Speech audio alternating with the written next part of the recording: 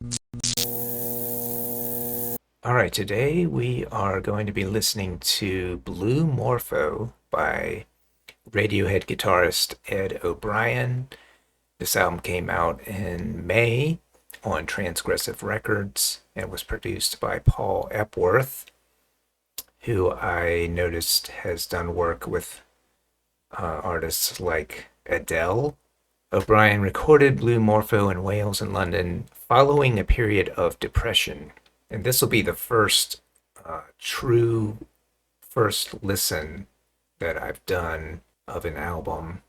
And I'm also going to be not ranking it either because I just finished ranking an Enya album, and that was the hardest album I've had to rank thus far. So I think I get a break on this one, especially since it is my first time listening to it. And from what I know about it, it doesn't sound like the type of album that is going to lend itself to ranking anyways.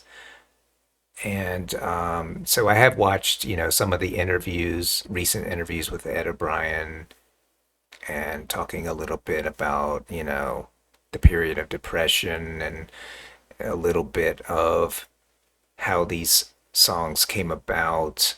You might think, how can anybody be depressed that's in a band like Radiohead? Well, I don't think I can believe it. It's just because we're human beings, it doesn't, just because you're in a successful band doesn't take into account the totality of being human. Success itself doesn't necessarily mean that it's going to quell any and all ailments. So, yes, I can believe it. And I don't sit here and go like, what's he complaining about? He was in Radiohead. I don't see it that way at all. So, and the thing about Ed is like I used to go on the Radiohead message boards, and sometimes you could catch one of the members of Radiohead on there and chat with them. I think I saw Ed once, and that was it. And it was very short, and I never, got to chat with him. I've chatted with a couple of the other members, like Colin and Phil Selway, who actually plays drums on this album. So I'm kind of glad that I get a day off from ranking this album or ranking any albums. I just want to, take it in and we'll see. I'm really eager to listen to this. I've been wanting to listen to it for a while, but I decided I'll save it and make it a first listen video. Okay, so I think we're going to start with track one, which is Incantations.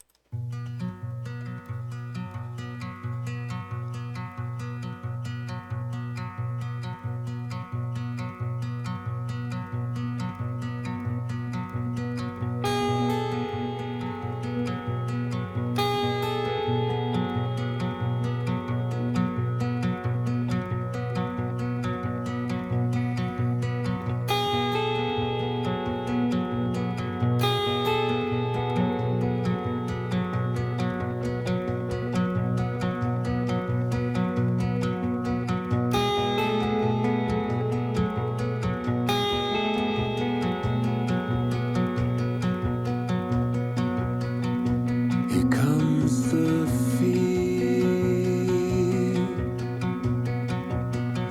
and the ghosts of long ago,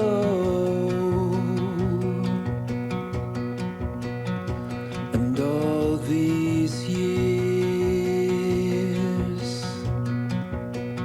I'm still running from it all,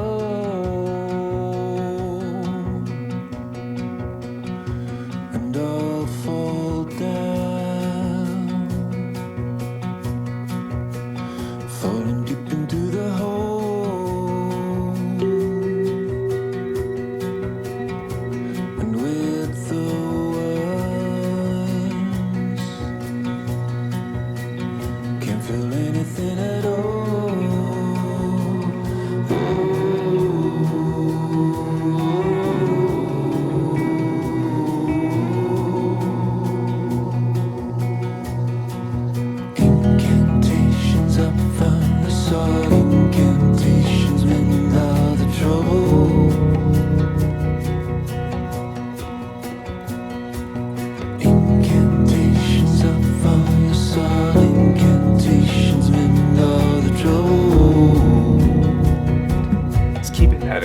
melodic pattern going through the chorus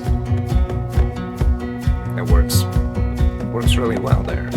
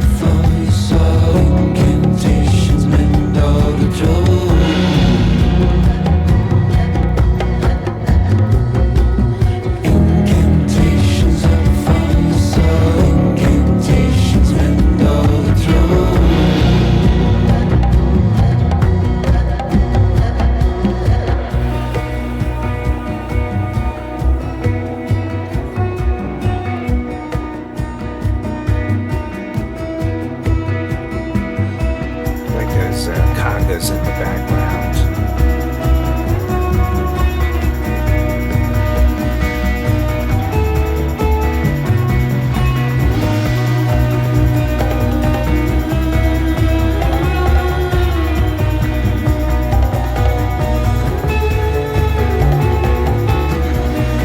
It's got a little bit of that Radiohead vibe to it.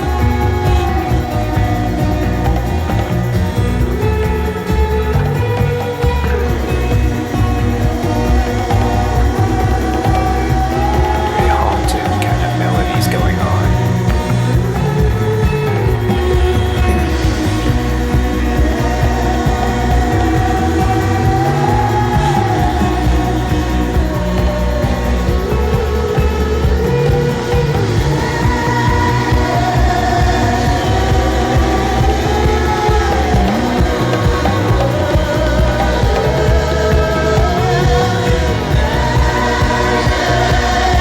This is really starting to feel like an incantation.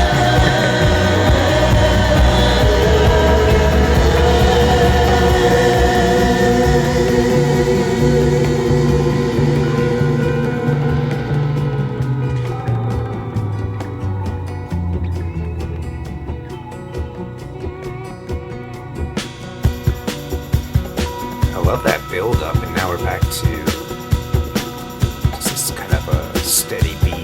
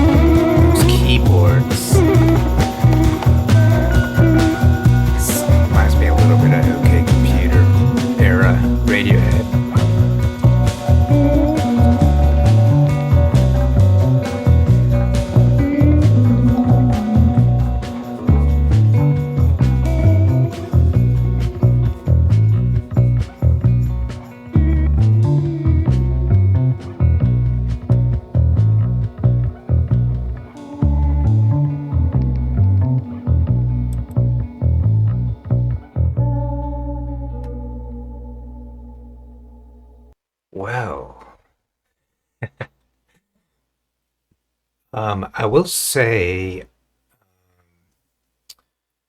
I'm familiar with the first album that Ed O'Brien came out with, which was just titled under EOB, which, from what I understand, he didn't really want to come out with something under his own name, which I totally understand.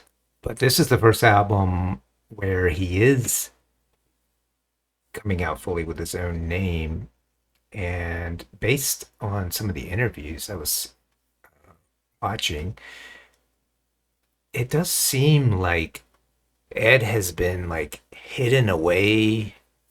I mean, I know he's done interviews before, but I don't feel like he's been this open or vulnerable in those interviews as he has been lately. And coming out as your own singer songwriter has a way of opening you up as well. He's not just a part of some band. He's having to really, I guess, reconcile some of his own feelings and emotions through this music.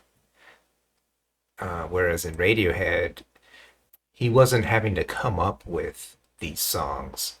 And what I'm hearing, like with this first track, is a special kind of ability to create a certain mood in this music and a certain atmosphere. And it was just this tremendous buildup going on.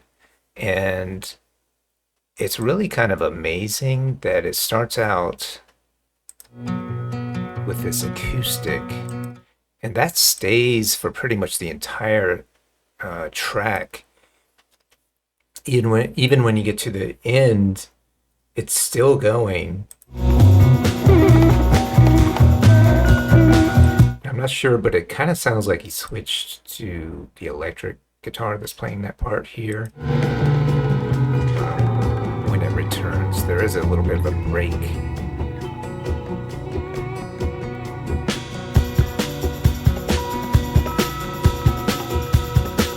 Right there.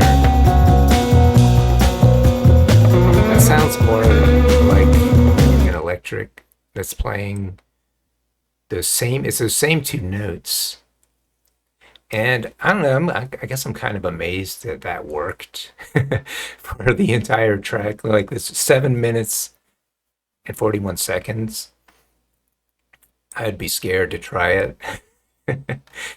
But it does offer this kind of opportunity to build around that, and to make that work for this amount of time is, I think that's definitely saying something. It definitely speaks to his ability already, I think, too, with based on his experience in Radiohead as someone who is really skilled at building atmosphere, which is definitely what I was feeling with this track. And like I was saying, this feels like at times like a real incantation was happening.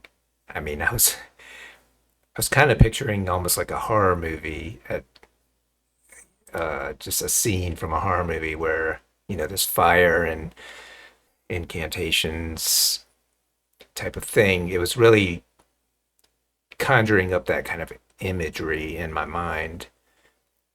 And then I was also following along with the lyrics, which I probably should have put up, but since they're not in Spotify here.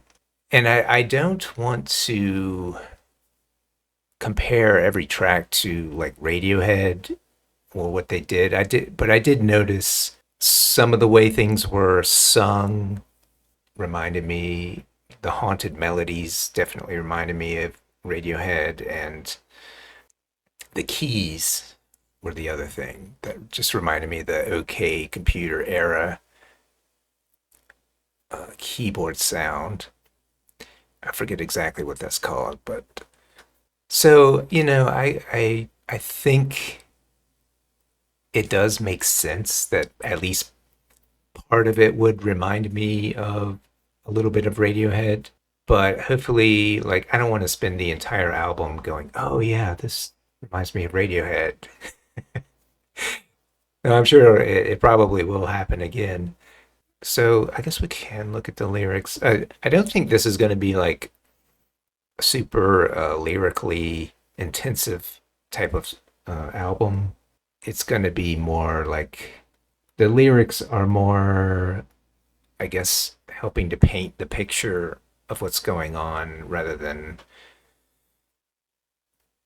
being the main point. So verse one, here comes the fear and the ghosts of long ago. And all these years I'm still running from it all. And I'll fall down, falling deep into the hole, and with the worms can't feel anything at all. And then the actual chorus is incantations up from the soil, incantations mend all the trouble. That's interesting because I probably haven't really thought about it that way as doing an incantation as a way of mending trouble. I don't know. I don't know what incantations are always used for, but I think this might be the type of album that lends itself more to like a healing process. So it would make sense here to for the incantations to do a mending. Let me just see what they have for genius here. He talked to NME about pulling energy from nature while living in the country during lockdown. It helped him overcome his depression. The incantations from the soil may be representing nature itself that cures his sickness, hence mending all the trouble. Yeah, that definitely makes sense. So I think we are going to see a lot of nature imagery in the lyrics. I know that from what I heard of Ed's interviews, that he seemed like he was really immersed in nature and also meditation in general, which is something that I'm very much into as well. That's kind of how I expected to come to this album with, to try to keep an open mind and just being open to the experience of what I'm hearing without, all the judgment and everything. Just and there was something that I was reading. I know he mentioned also is that this album was recorded at 432 hertz rather than at the standard concert pitch. And he believes that the frequency has a healing property and could vibrate in harmony with the cells in your body and the world around you. In comparison, music at 440 hertz feels slightly shrill. The instruments sound and resonate better at this frequency, especially acoustic instruments like guitars. It feels deeper. He said his Radiohead bandmates had dismissed the practice as new age, but that it was growing in popularity. I don't know. I think that's an interesting aspect to consider about this album because if the instruments are resonating better at this frequency, it could have more of, a healing property. I'm not sure if I'll notice that or not because it doesn't seem like a huge difference. I think just in listening to the album, you may not notice a difference, but it does actually affect the tuning. So, from what I was reading and research, the recording is going to be about 32 cents flat. So, for example, sometimes I tune the guitar in GarageBand, it will show you how many cents flat you are, and you just keep tuning it until it gets back to zero. But this zero would be minus 32. So it is going to sound slightly lower in pitch overall. And if you, or say I wanted to try to learn some of these songs, I would have trouble in standard tuning. I would have to turn, make it slightly flatter to be in tune with this recording. And most of the way that I learned to play was through my ear, even though I did actually learn how to read music when I was younger by taking piano lessons. But when it came to the guitar, I usually just picked it up by ear. So I think that's pretty interesting. And, I don't know if, how much science there is behind it, but I do think it's a possibility for sure. I'm definitely open to the idea. Music does have healing properties, and I know I've actually played the acoustic guitar for people, and being in the same, especially when you're in the same room with an acoustic instrument, feeling the vibrations and letting it resonate with your body, it can have a healing effect. It can help with things like well-being, and it can help with your breathing if you're really immersed in calming music. So back to the lyrics here. Open your eyes and see the beauty in the dark. I find the child buried deep within my heart, and there's a light waiting patiently for me. A love supreme that ever was and ever will be. This kind of reminds me a little bit of something like one of the meditation retreats I went on, where you kind of find your inner child. And I think there is something to that based off what I was hearing Ed talking about. His apparently his parents' divorce, and that I think was actually a large part of it wasn't something he could totally shake as far as depression, but I think finding that inner, like, you don't even need to have that happen to lose touch with your inner child. It's, I think, we become adults and the inner child just gets buried. And so meditation is a good way to get back in touch with your inner child. So I think what he's saying here is, I find the child buried deep within my heart. He's reconnecting with that inner child maybe before, the bad stuff starts happening. I just like the imagery. There's a light waiting patiently for me, a love supreme. Again, these lyrics, I don't think they're going to be about anything specific. It's just more about conjuring the mood and being present with this music. So I think we can move on to track two, which is the title track, Blue Morpho.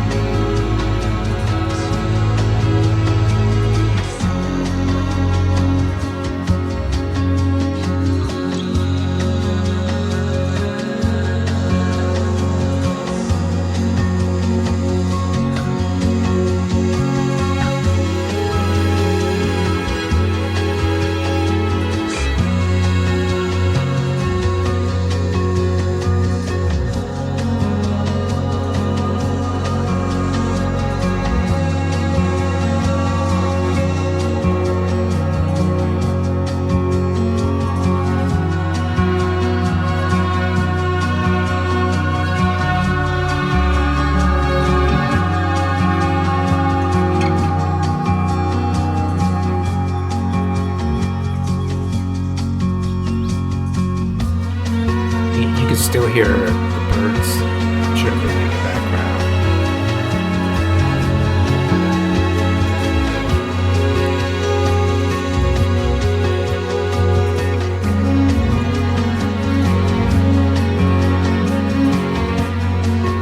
Beautiful strings.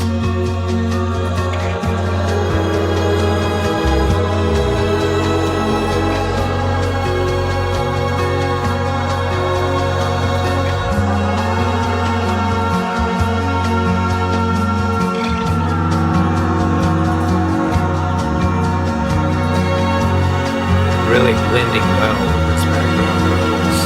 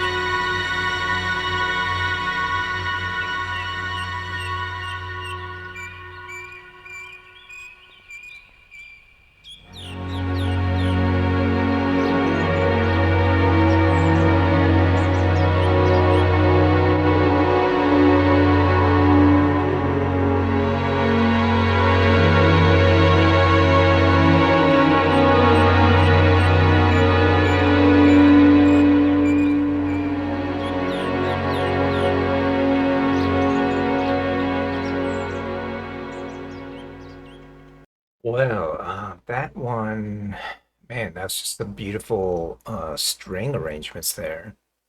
I like just the simple percussion going on in the background. Let's see who played on this. There's a lot of people, a lot of musicians involved in this album, including the Talon Chamber Orchestra. So Phil Selway of Radiohead is also on here. Yeah, the vocals were really standing out to me. The way that he was just layering those background vocals that sounded like they were had a lot of reverb on them, or they were in a space that allowed more reverb.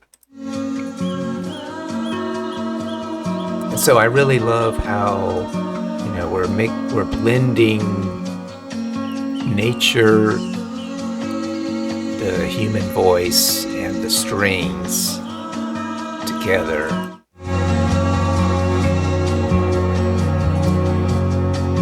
I do think the strings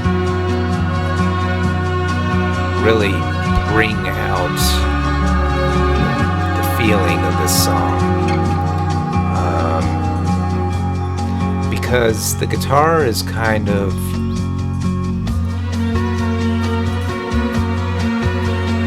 mostly, except for right there.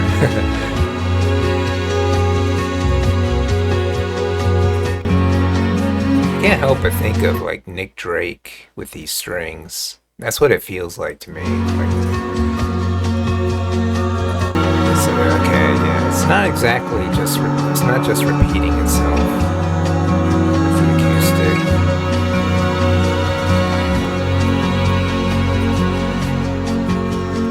I don't know, the way that this was composed, it does sound a lot like the way that Ed was describing the songwriting process, as you kind of just start playing until you find something that is worth capturing.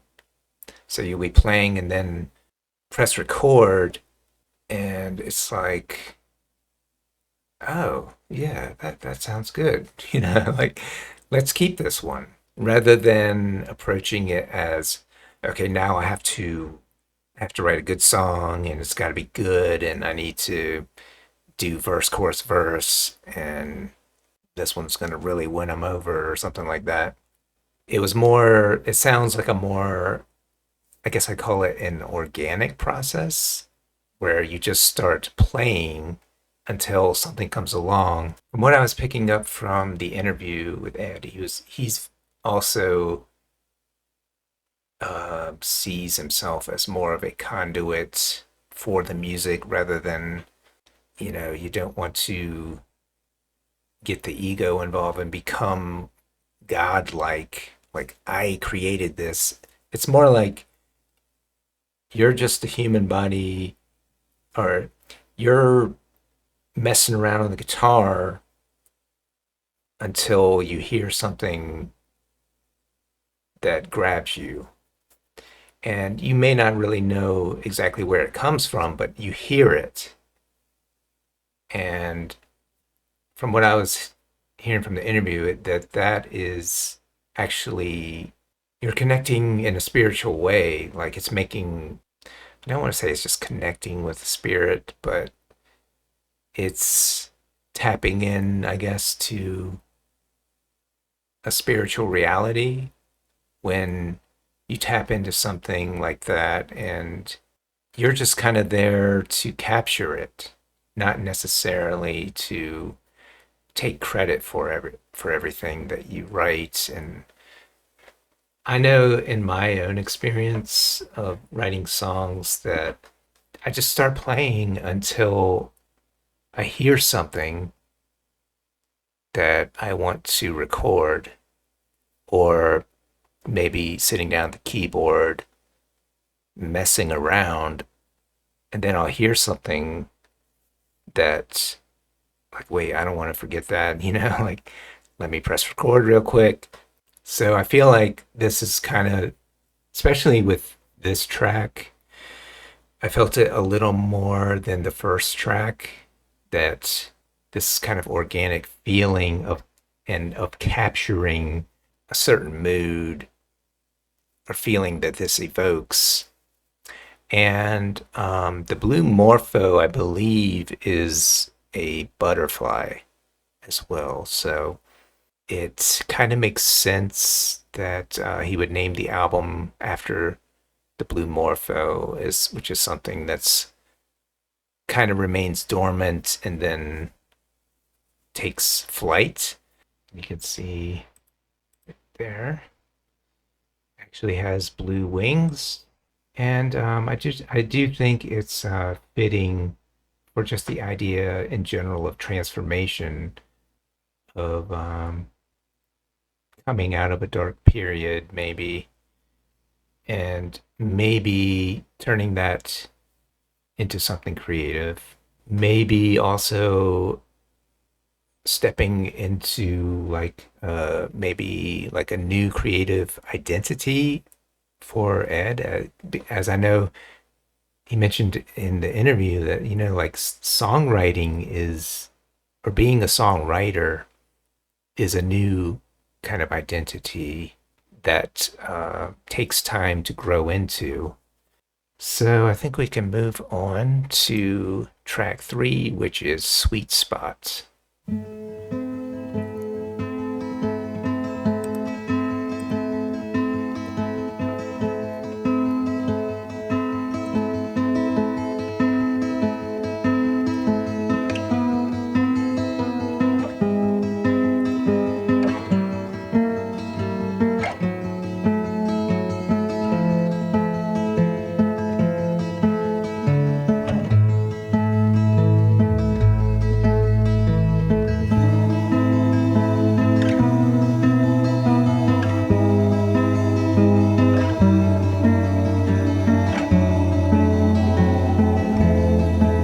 So far, we've heard a lot of acoustic guitar on it. In a sweet spot.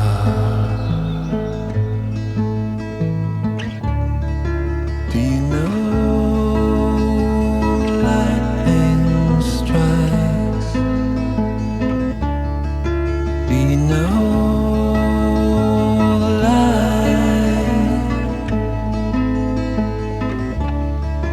Do you feel lightning strikes? Do you know?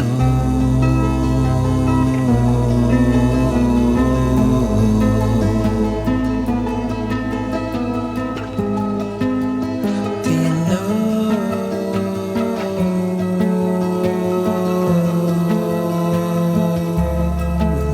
it's a sweet spot? It's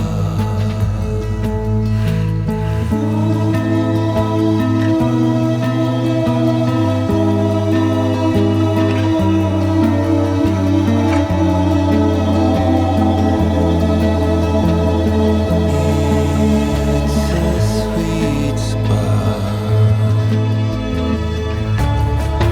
Do you know lightning strikes? Do you know light?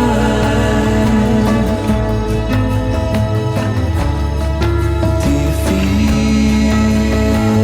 lightning strike? Do you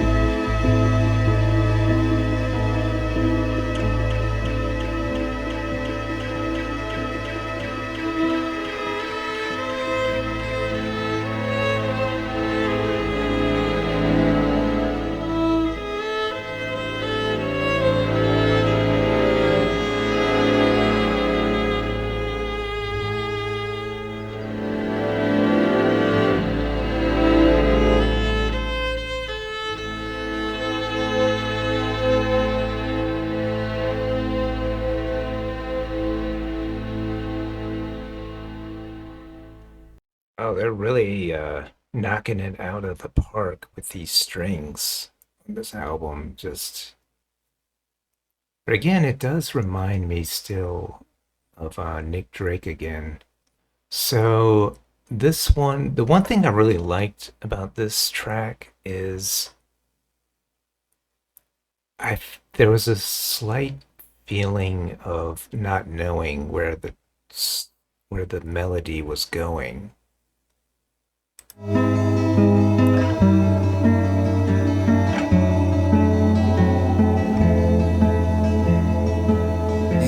In a sweet spot. Do you know lightning strike? Do you Yeah, right there. Like, where are we going? know it's a sweet spot?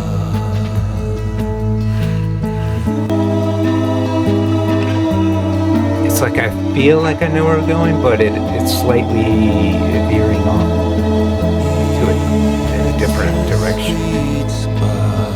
at times. Do you know lightning strike? And I love like this. I love here at the end this single violin coming in.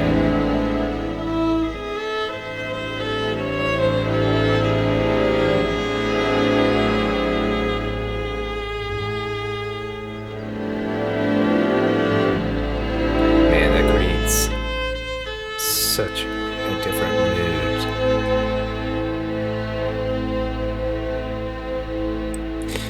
I don't know, it's really beautiful. And I did get a feeling again of kind of cinema, maybe just like walking through a forest path, but having that path veer in a little bit unexpected directions along the way. I think that's about it for that track. So far, I really like what I'm hearing. Um, I really like what I'm hearing, and I know that in the interview he did mention creating like movie soundtracks. I could totally see it with this type of music. It sounded like he wanted to, maybe that was in the future, but for now he's content with doing his own music. So I'll move on to track 4, which is Teachers.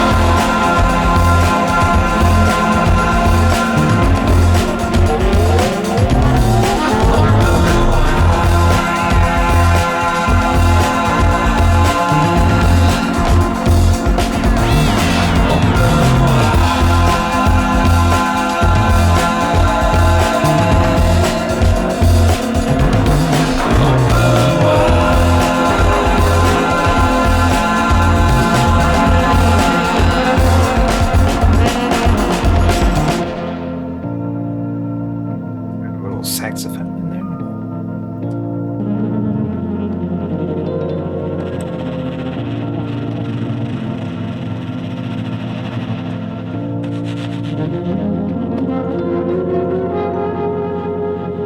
don't know, maybe not.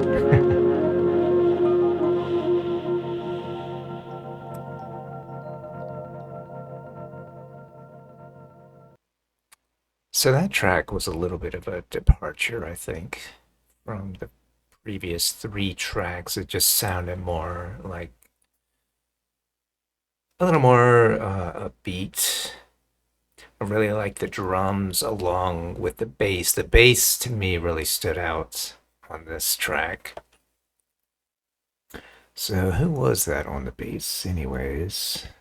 Yves Fernandez. Okay. Great job on the bass on this. And I was also just getting the feeling again that the way that Ed does vocals is not so much as like a front man delivering a strong message apart from the music. It's more the vocals are a part of the rest of the instrumentation. So it's like the vocals are just another instrument. You can just really tell that he has honed in this. I mean, you might as well just say he has mastered the atmospherics part of recording and producing because there's so much going on with just the vocal effects there and getting everything to blend right.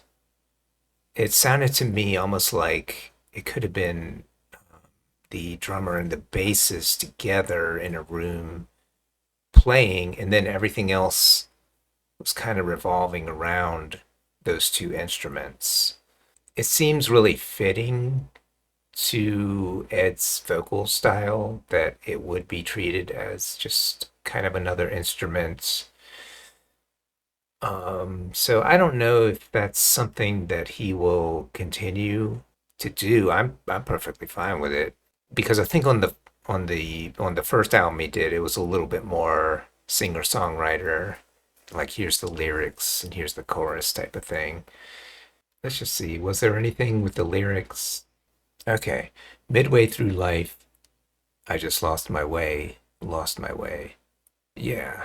Okay. Yeah, that's what it sounds like. And it just brings me back to his being in Radiohead and wondering, how does that happen? Radiohead was like my favorite band for a while, at least from the Bins through OK Computer, at least. I do like some of their later albums as well. I mean, how are you in a band that some think is the greatest band in the world and yet still end up feeling lost midway through life? I know he touched on it a little bit in the interviews, but I do wonder to what extent being in a band and then some tracks you're not even playing on anymore. I mean, I'd be like, what's going on? Like, why am I even here?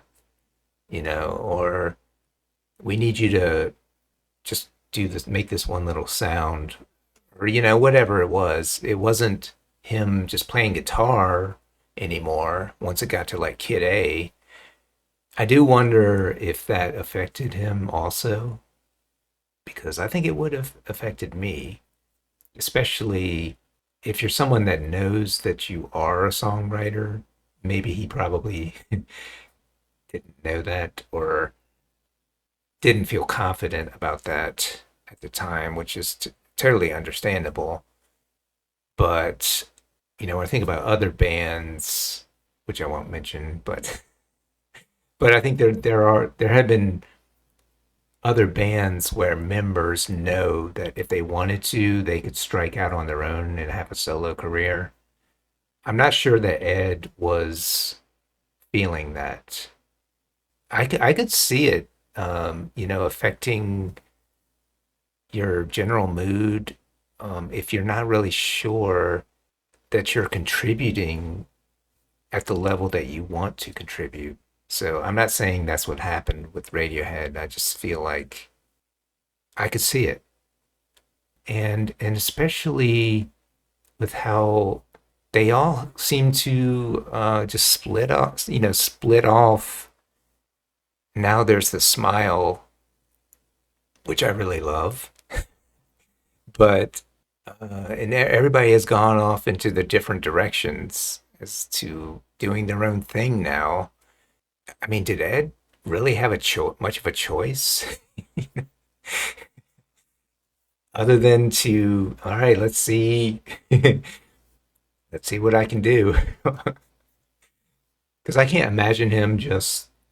I mean, I guess he could have joined some other band, but I think this album, from what I'm hearing so far, is really showing that he does have something to offer on his own.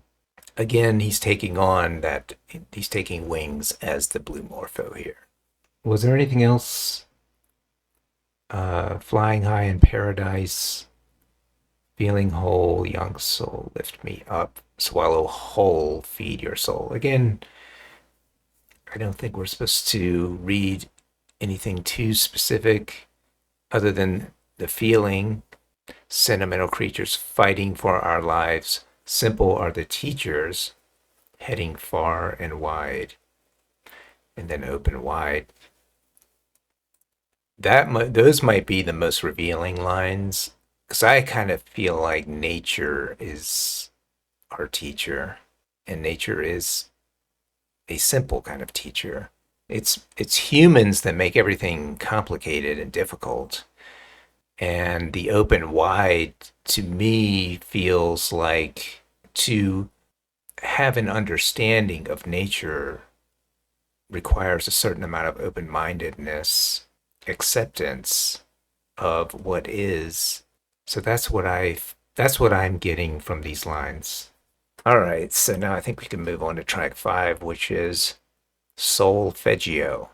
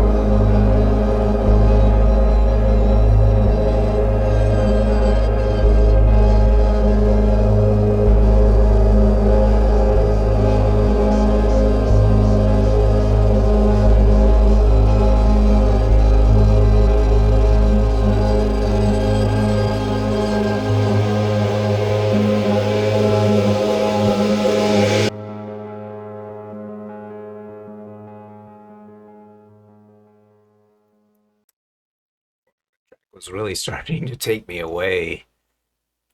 It's just a very kind of meditative track. Almost, kind of classify it as almost like an ambient style of music. It has a little bit of electronic sounds to it. And for some reason, I don't know, it conjures up like, I don't know, like an electrical plant behind fencing, and it's maybe like surrounded by nature or near nature. I don't know why that's what it conjured up in my mind, but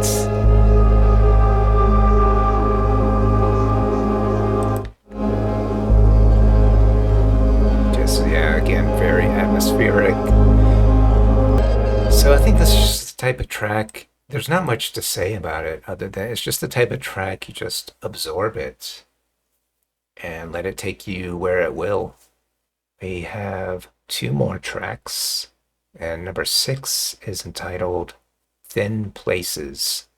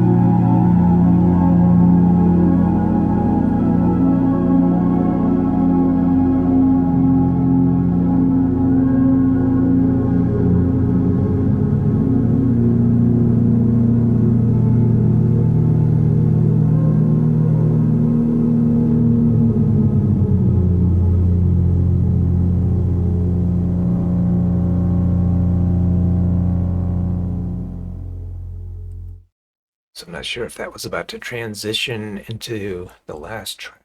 But again, that's another one that's also feels very meditative and had those kind of flute sounds in it that, but it almost sounded like, I don't know, it just reminded me of like ancient tribal wood flutes or something like that. I don't know, it just felt like an awakening to me. Like just sitting here immersed in the sound. And maybe if I had to name it, it would be like an awakening or the awakening. And I'm not sure why that is. Something about the quality of that flute that it was getting at something, in me. I love that kind of bending of the notes at the very end as well. Just you can almost see somebody just turning a knob. Another really cool track. I really like these kinds of tracks in particular for meditation purposes. So it almost seems like the first four tracks could be considered more like compositions or songs, and then you have these two. Not that the first tracks weren't also meditative, but these feel more kind of ambient and more. They're just trying to do less before we get to the final song, which is Obrigado. So I just Google searched it, and apparently in Portuguese, obrigado means thank you or much obliged. So that seems like a fitting way to end the album. So here we go with the final track, Obrigado.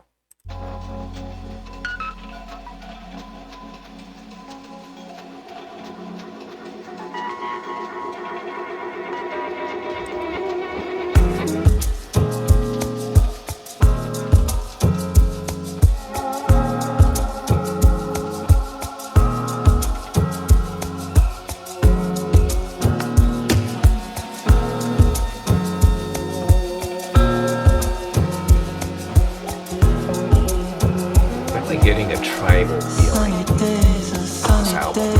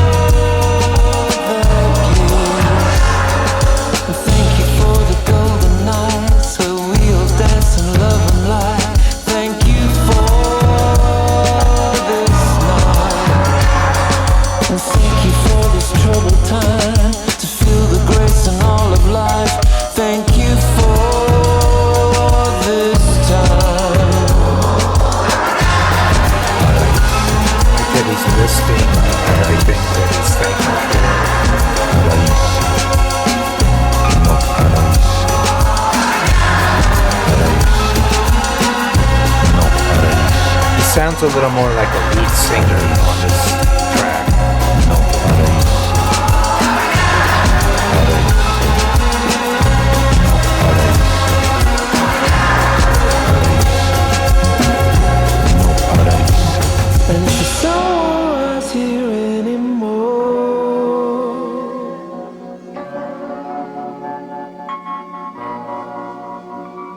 if the sun won't rise here anymore.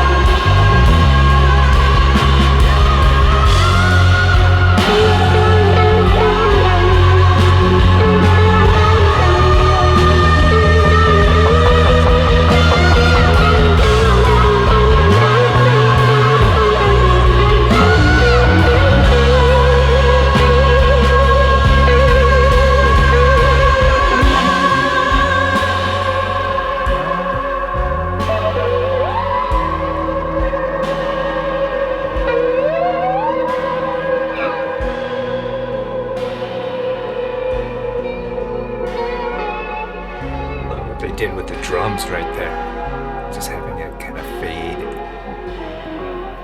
That's really cool.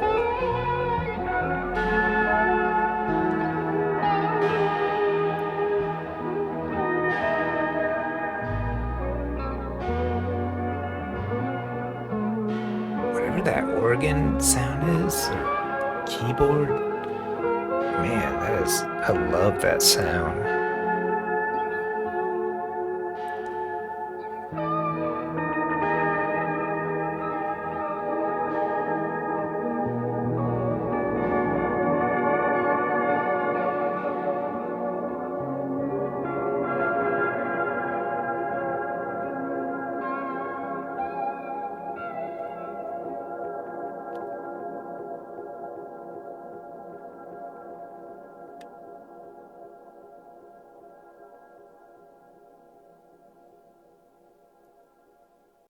So yeah, this track is the longest track on the album, and it does really.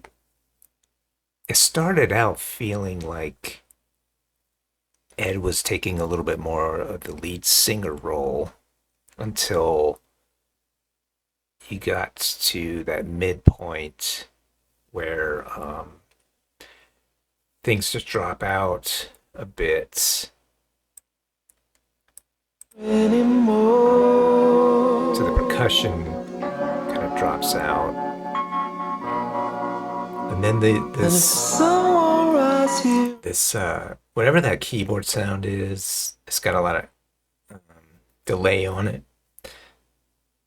That was sounding really good, and it was just creating this really, again, not to keep overusing the word cinematic or atmospheric, but I could totally see this as going into a movie and being a part of a scene. And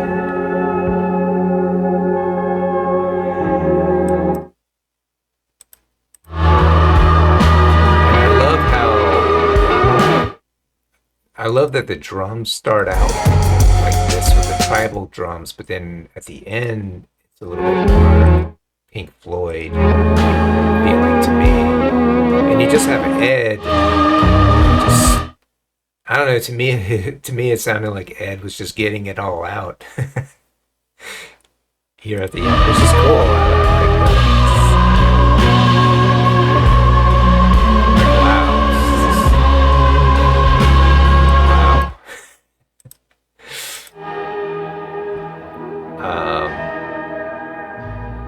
And as I mentioned, just and the way that it comes down slowly for the ending, this man, I mean, really well done. Production wise, this thing is, man, I usually don't praise the production as much, but on this album, it is actually kind of a lot about the production. Some of the songs were really more acted more like meditations, but there were some that meandered more, and I liked both of them for this album. You know, overall, I really enjoyed listening to this, and will probably be adding more than a few to my playlist. So I will leave the link to the playlist in the description. As far as like where would I want to see Ed go is, I mean, if you're gonna go a cinematic direction, I feel like he's already there. If you want to go more songwriter, then I think that's the more challenging path. Like you've already got the production, you know how to do atmospherics, but I think it's the thing that I liked probably the most on this album were those times where I felt like we didn't know exactly where we were going. And that's where I would like to hear a little more of that maybe going forward, because to me, that's what challenges me as a songwriter when I don't know exactly where the song's supposed to go and I just have to keep playing around. I have to find out where it's going. And that's something, if you're a songwriter like me who plays by ear, it's a matter of listening. And then when you hear it, you know this is where it's supposed to go. And you just keep recording, you know, just, you know, you don't want to just play something beautiful and then go off and forget it. So I really enjoyed this, and if you enjoyed this video, then please like and subscribe, and I hope to see you in the next one.